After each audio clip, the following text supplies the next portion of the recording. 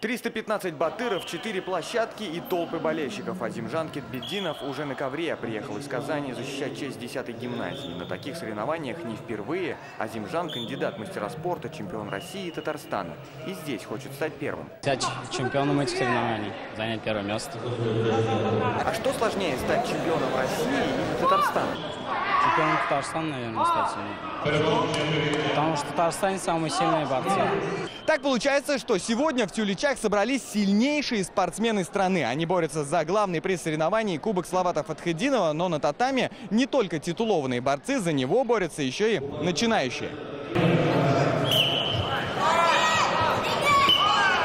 В спаррингах даже первоклассники. Рафил Абдулзалиев с легкостью побеждает своих сверстников. Главный зритель – мама. Она же и тренер. Несмотря на то, что это травмоопасный вид спорта, отдавать сына в секцию не побоялась.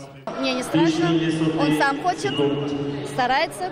Он первые места получает всегда.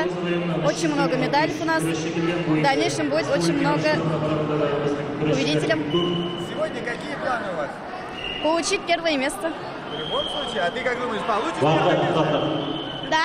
На соревнованиях и хозяин Кубка Салават Фатхетдинов не пропустил ни одного из 4 своих турниров. Всегда оценивает каждую схватку и теперь уверен, пора повышать ставки. После пятилетия, наверное, объявим всероссийский. Пока на республиканской, наверное, 1 год еще проведем, потренируемся еще раз и объявим всероссийским. Тогда местный спорткомплекс «Батыр» соберет не 2 десятка команд со всего Татарстана, а сотни со всей России и ближнего зарубежья. Ленар Гинатуллин, Марат Зайдуллин, ТНВ, Тюличинский район.